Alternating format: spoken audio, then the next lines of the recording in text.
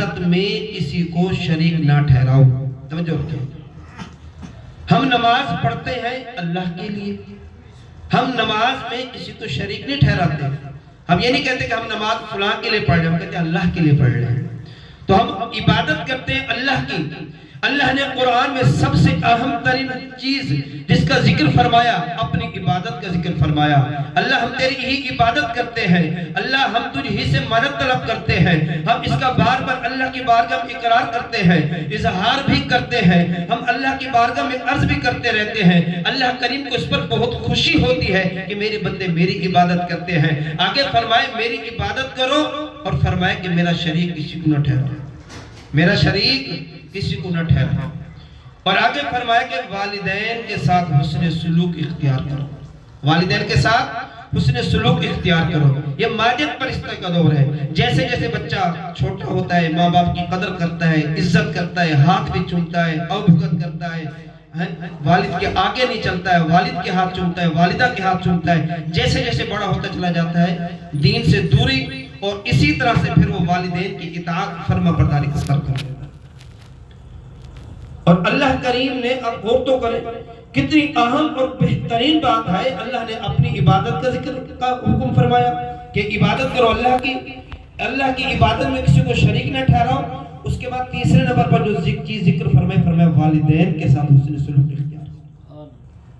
والدین کے ساتھ کریم آقا صلی اللہ تعالی علیہ وآلہ وسلم نے ایک موقع پر صحابہ کرام علیہ رضوان سے ایک بات عرض کی، اور صحابہ کرام کی ایک عادت تھی، وہ ہر بات کی مزید تہ تک جایا کرتے تھے تاکہ پتہ تو چلے. کریم آقا نے بات اتنی سی کی تھی، جو اپنے ماں باپ والد یا والدہ کی طرف محبت کی نگاہ سے دیکھتا ہے اللہ اس کو حج کا ثواب عطا کرتا ہے. اللہ اس کو حج کا ثواب عطا کرتا ہے. صحابہ کرام تجسس میں پڑ گئے.